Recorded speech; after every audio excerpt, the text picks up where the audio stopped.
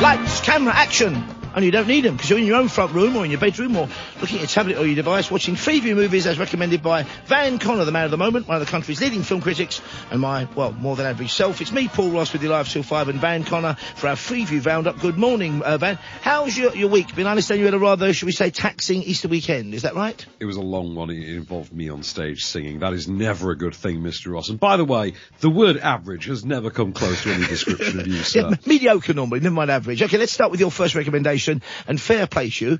It's not the Brian De Palma one that launched this franchise, but it's still a cracking film, as are they all. You've gone for one of the Mission Impossible movies. I have. I've gone for Mission Impossible Fallout from 2018. This is presently the most recent Mission Impossible Is this movie. the one with the far too handsome Henry Cavill in it? Exactly that. Okay. The far too devilishly, unfairly handsome Henry Cavill, who's forced upon the IMF team. He's a CIA spy, effectively. There's sort of, I mean, he's spying for the CIA, but he's an agent who is seconded to their team to supervise them when they go on the hunt for a stolen nuclear warhead. And the whole operation, it becomes this slanging match between IMF head Alec Baldwin in an absolutely scene-stealing turn. The man can't even answer a phone without making it melodramatic. He's brilliant. And a recent Oscar nominee, Angela Bassett. Right. I've got a clip for you featuring them both. You can see this tonight, Film 4, 9 o'clock. It's an absolutely brilliant movie. Everything is amped up to 11. Cruise's usual death-defying stunts are even more insane than usual. Henry Cavill just makes for an amazing new... Luckily for us, he's only 4'6" tall. Well, there is that. I mean, everyone towers over. I mean, he is like the Burj Khalifa next to Tom Cruise, but I think that's most people, to be fair. Harsh but fair, I'd imagine. So it's on Film 4 tonight, 9 o'clock. It is Mission Impossible number 27. It's a great one, though. Here we go. And set the scene for us. What's the clip about? This is the head of the IMF versus the head of the CIA in the pursuit of a stolen nuke. Ding, seconds out, round one. What do you think you're doing, Erica? It may be your mission, but this is the CIA's plane. It doesn't take off without my say-so. We need reliable intelligence, and we need it now. This scenario is precisely why the IMF exists. The IMF is Halloween, Alan. A bunch of grown men in rubber masks playing trick-or-treat. And if he had held on to the plutonium in Berlin, we wouldn't be having this conversation.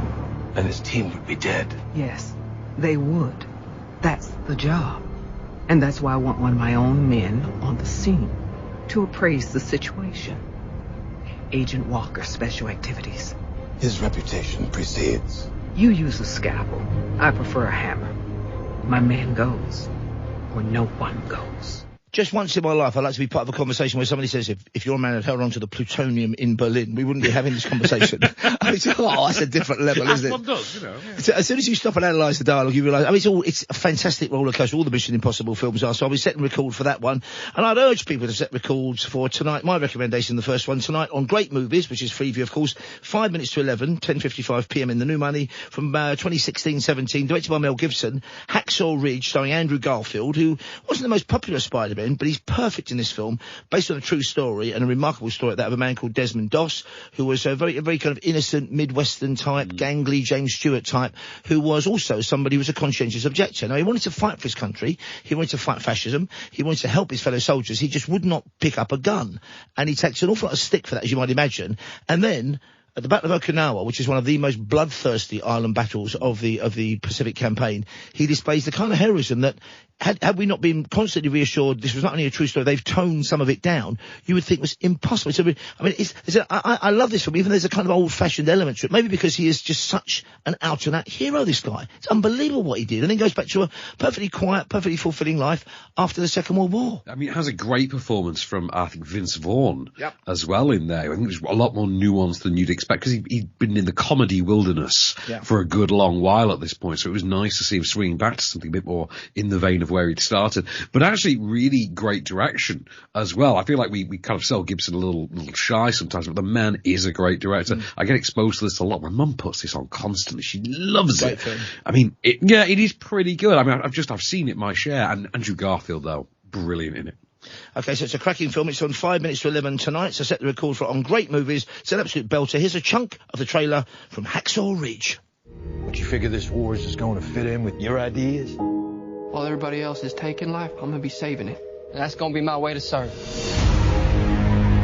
This is a personal gift from the United States government designed to bring death to the enemy. Oh, I'm sorry, Sergeant. I can't touch a gun. You don't kill.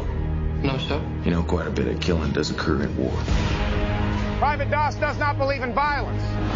Do not look to him to save you on the battlefield. I don't think this is a question of religion. I think this is cowardice. I fell in love with you because you weren't like anyone else. You're saying you could go to prison. I don't know how I'm gonna live with myself if I don't stay true to what I believe. With the world so set on tearing itself apart, doesn't seem like such a bad thing to me to want to put a little bit of it back together. Private Doss, you are free to run into the hellfire of battle without a single weapon to protect yourself. Okie dokie, wow. It's also a great cast. Hugo Weaving, I didn't mention, is in it as well. And Sam Worthington turns up. And, of course, Rachel Griffiths is brilliant as he's playing his mum. And Vince Vaughn, you're right, it's one of the performances of his career, I think. What's your second recommendation for us? Because it's a lesser-known, maybe less well-regarded or less appreciated, perhaps, a Liam Neeson film, this one. Well, yeah, I mean, talk about performances of an entire career. I mean, Liam Neeson in The Grey, which is on Film 4 on Saturday night at 9 p.m. I adore this movie. I just watched it tonight, actually, in anticipation of this. I love this movie. It's from 2011. It's by Joe Carnahan, who sprung to fame with Narc, wound up doing that really tonally bizarre A-Team remake, but has since gone into Frank Grillo-led action movies. The man is about as macho a filmmaker as you can get. So it's interesting that he has actually come up with the ultimate mediation on hopelessness and faith, and at the same time still managed to make it one of the most macho films going. It's literally Liam Neeson and a bunch of plane crash survivors in the snow being picked off by wolves.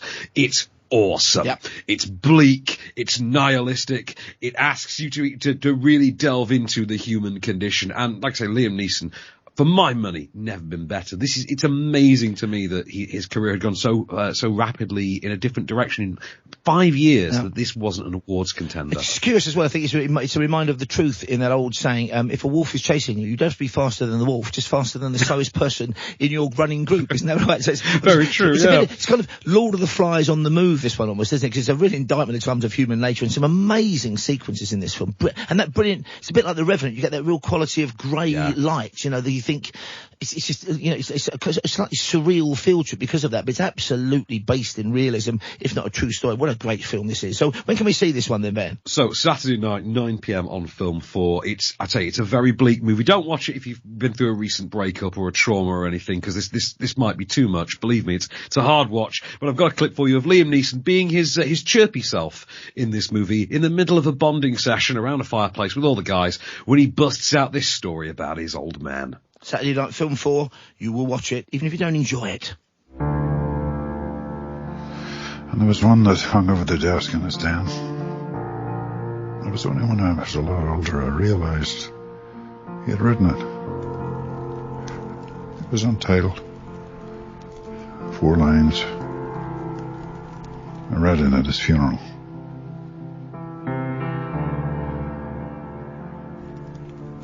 Once more into the fray. Into the last good fight I'll ever know. Live and die on this day. Live and die on this day. Yeah, it's not going to be a Broadway musical anytime soon, is it, The Grey? I would have thought. It'd be a great opera, though, wouldn't it? Bit of grimness. Yeah, there's going to be some manly tears somewhere, like, in the world listening to this right now on the back of that clip, I'm telling you. Marvellous stuff. Okay, now, I could have gone for Saturday's recommendation, my go-to film, Rio Bravo, which is on 10 to 2. A fire action once again. John Wayne, of course. Dean Martin, brilliant film. You know, Ricky Nelson pops up. It's just a great movie. Instead of one of my favourite of John Wayne's films, that was from 1958-59, I've gone for his very last film, directed by Don Siegel, the man who made the Dirty Harry movie, directed things that was involved in, directed Invasion of the Body Snatchers, for example, the original black and white science fiction version. It's called The Shootist, which isn't a phrase you'd normally hear in connection with a gunfighter, but it's got that appropriately because it's got that kind of elegiac tone, because it's not only about the passing the end of the old West and in the outlaw days and guns for hire, but also John Wayne's character in it is living with, or soon to be in the film, dying with cancer. He's got terminal kind of diagnosis of cancer. And of course, John Wayne himself, it was his last film, was for the second or third time in his life being diagnosed with cancer, having beaten it before, or at least put it into remission before. So there's a real poignancy to this film. Whatever you think of John Wayne as a man in real life, as a political figure, whatever, that's receding for lots of us now. And I'm reminded of this, what a great actor he could be. And also, what a remarkable film this is, almost as a kind of meditation on his career, because they bring out, for example, and I'm sure these people were delighted to take part, James Stewart is in it, who is brilliant within The Man Who Shot Liberty Valance, one of his best John Ford films, which again is about the death of the West.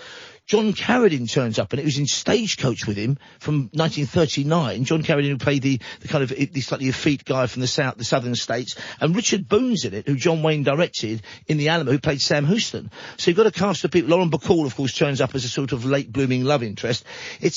It's not the most, it's not a game changer for Westerns. It feels old-fashioned, but then I think it's meant to. It's also got a great turn from when he was still acting. Ron Howard, of course, who's now one of the great money-making directors of Hollywood. He kind of made a few interesting films as an actor, but I think he always had the shadow of A, Happy Days, and B, the fact his hair fell out at the age of 15 hanging over him. But he's great in this, I must say. And I just really, I like this film in that it is, I think, a suitable full stop to an amazing career. It's on ITV4, 4:15, Saturday afternoon, set the record for it. As I say, even the action sequences, although the ending is very good, look old-fashioned, because that's the point of this film. I mean, I know you're not the hugest of John Wayne fans, not as big a fan as I am, but I think this is a lovely full stop to somebody's career, Van. Oh, absolutely, because I think his career runs exactly 50 years, I think, as well. So it is the perfect full stop, both in terms of, half a century, but also, as you point out, like thematically, stylistic, there's an elegiac quality about it that does form a sort of perfect swan song, I think. Here we go, then it's 4:15, it's tomorrow afternoon, Saturday afternoon, ITV4, The Shootist. The Western movie has become an American tradition. Films like Stagecoach, Red River, Shane, High Noon, and The Magnificent Seven will never be forgotten. Now, Dino De Laurentiis presents perhaps the greatest Western of them all, The Shootist, the story of John Bernard Brooks, the last of the great gunfighters, a living legend. The role is being played by an actor who is himself a living legend, John Wayne. I won't be wronged. I won't be insulted. I won't be laid a hand on. I don't do these things to other people. I require the same from them. You hold it right there. Just throw me your wallet. Yes, sir. A little something extra. Gotta love that dialogue as well. And I said it's old-fashioned. My final recommendation, though, is another Western released in the same year, which most decided he was not old-fashioned at the time. Still one of my favourite Clint Eastwood films. He stars in it. He directed it. It's from 1976. It's The Outlaw Josie Wales.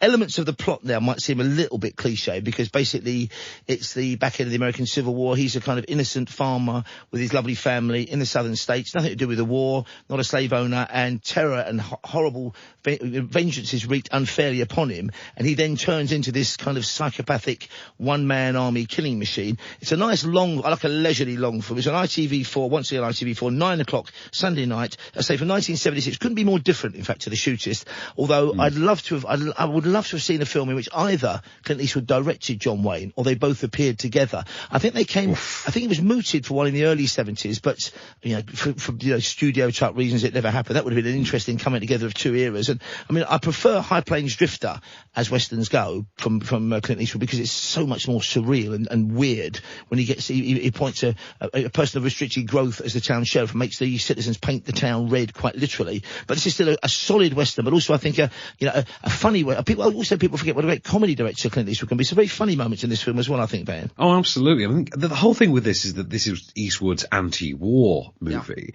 which is kind of strange when you consider how sort of pro-Republican he becomes, particularly just directly after this through the 70s onwards. But like you say, it's got a weird sense of humour to it, and there is that wry cheek in Eastwood, I find, with this one. It's also quite interesting that he's meant to be, as I say, becomes this psychopathic, incredibly efficient killing machine who wants to be, the man with no name, the man who doesn't get any baggage. He constantly gets new people following him. Some great performances. He does, kind of shake off, and in the end, there's a strong comedy element to it as well. It's on ITV4, 9 o'clock on Sunday night. I've got it on DVD, on VHS, I've probably got it on Blu-ray somewhere, and also even on video disc, but I'm going to be watching it again. Here's the trailer. Suddenly, his wife and child were dead. The feud was about to begin. hound this Wales to kingdom come. Because of what you did here today, I've got to kill that man. Well, he'll have to run for it now. And hell is where he's headed. Clint Eastwood is the outlaw Josie Wales. Well, not a hard man to track. Leaves dead men wherever he goes. See, that's a great line from Western as well, isn't it? Your final recommendation is one you pipped it at the post to. I had my eye on this one, and then Stap Me Vitals once again. VC Van Connor got in first. It's Galaxy Quest, isn't it? It is. This is one of my all-time favourite comedies from 1999, and it's a loose parody of the 60s Star Trek, but with the idea, in this case, that the Star Trek parable, the actors who have been typecast as the Star Trek roles, here, Galaxy Quest instead of Star Trek, are mistaken by aliens for actually being the characters they play. So they get effectively three amigos into space to have to, three amigos or Bug's Life, depending on your age, I guess. Under the assumption that they are their characters, and these typecast would-be has-been actors find themselves having to actually play space adventurers and save this tormented race of aliens from an evil, bug-like warlord. It stars Tim Allen, the late great Alan Rickman, Sigourney Weaver, Stanley Tucci, Sam Rockwell is in there. It's just an absolutely wonderful comedy that doesn't date. The CG in it is still really good. The visual effects, and you can tell they're enjoying it. They're having the time of their lives, aren't they? Having the time of their lives making this. I think all of them. Oh, they absolutely are. And the jokes, absolutely, they're timeless. They land. They're so. If you're a Star Trek fan as well, if you know your 60s Kirk Star Trek, you're in for a treat with this one. So many in jokes. The Star Trek actors themselves apparently consider this the best Star Trek movie ever made, which should tell you an awful lot. But I'm going to leave you with a clip from the late great Alan Rickman. You can see this on ITV4 on Sunday afternoon at 4:40. It's the perfect sort of, late Sunday lunch, early tea time kind of slot for it. Get the family round, have an absolute ball with this one, and I'll leave you with Alan Rickman as a very thinly guised Mr. Spock lamenting the nature of being typecast. How did I come to this? Not again. I played Richard III. 5 curtain calls. There were 5 curtain calls. I was an actor once. Damn it, now look at me. Look at me! I can't go out there and I won't say that stupid line one more time. I can't. I won't. Well, Alex, at least you had a part. Okay? You had a character people loved. I mean, my TV Guide interview was 6 paragraphs about my boobs and how they fit into my suit. No one even bothered to ask me what I do on the show. You had the... Wait, I'll think of it. I repeated the computer, Fred. Oh dear. Before you do go though, Van, tell us how we can hear you and your partner in podcast crime on Off Screen. A great listen. You can hear Adam Ball and I from 8 a.m. on podcast platforms on Off Screen. Just search Off Screen on Spotify, Apple Podcasts, wherever. And this week we get to talk about the thing we've all been waiting for. Nicolas Cage has played Dracula. It is finally in cinemas from this morning.